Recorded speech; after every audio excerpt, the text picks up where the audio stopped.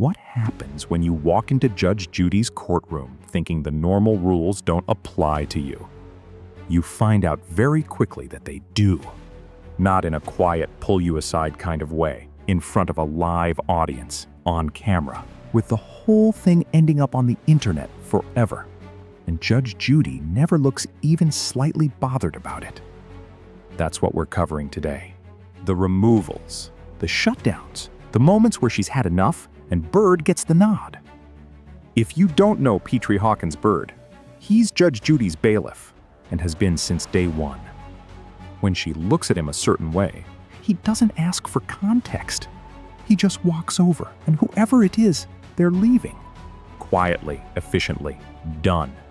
Which is almost funny, because the behavior that leads to it is never quiet or efficient. Judge Judy spent years as a real family court judge in New York before any of this. Real cases, real people, real consequences. By the time television came around, she'd seen everything at least twice. Whatever patience she started with is long gone. Her rules aren't complicated. Don't interrupt. Don't bring people who have no business being there. Don't laugh when she's making a serious point. And don't talk back. Simple enough, and yet, somehow, a remarkable number of people walk in and immediately start breaking them. Let's talk about Tyler first, because this one is almost too good.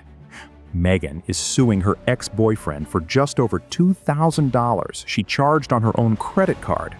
A king-size mattress, a bed frame, a television, all bought for his apartment. He never paid her back. Not a single payment.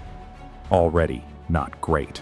But Tyler walked into that courtroom with his new girlfriend. Sit with that for a second. The woman at the plaintiff's table bought the bed he now shares with someone else. And he brought that person along. Whether it was a total lack of self-awareness or just confidence taken way too far, the outcome is the same. It's a terrible call. Judge Judy doesn't react immediately. She works through the case, the furniture, the missed payments, the matching tattoos. Yes, tattoos. This case has layers. And gets to the text messages Megan brought as evidence. Messages where Tyler told her, in language apparently too colorful for the camera to zoom in on, that he intended to pay her back. He confirmed he remembered writing them. There wasn't much left to argue after that. Then the girlfriend decides to contribute. She calls out from the gallery. Something about how she and Tyler were already together when the furniture was bought, as though that's somehow relevant.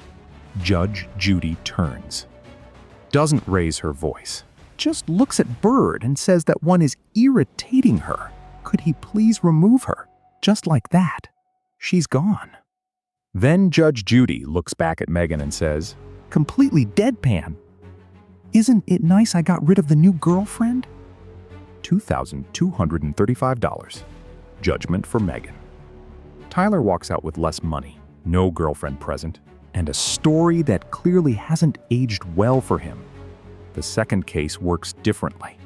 Less about who showed up, more about a story that kept changing.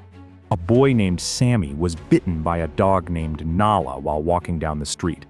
The dog's owner, Ms. Rodriguez, is the defendant. On paper, it sounds simple. In practice, Ms. Rodriguez had given one account in her sworn written statement and a noticeably different account once she was actually standing in court. In the written statement, she was detailed. She pulled the leash, directed Sammy to pass on her right, and said he came back around from behind, startled the dog, and the bite happened as a reaction. In court, that whole sequence just disappeared.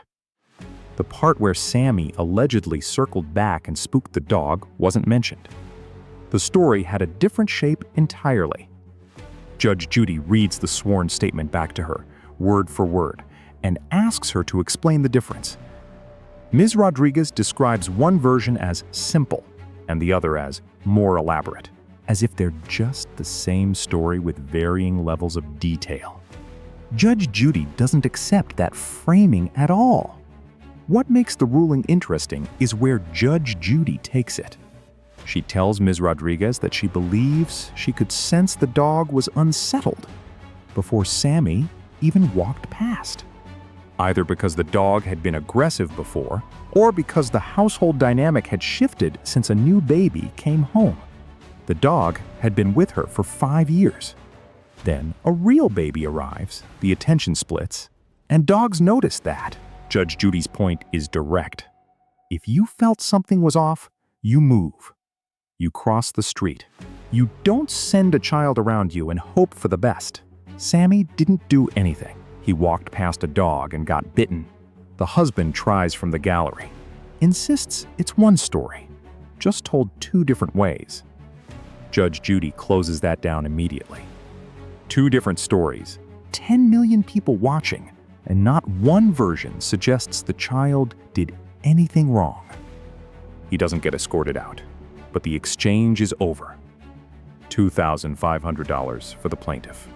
And before she wraps up, she looks directly at Ms. Rodriguez and reminds her, the dog is still in the house, and the baby will be crawling soon. That's not a legal formality. She means it. So what actually gets people removed or shut down in that courtroom? Watch enough episodes and the same patterns show up every time.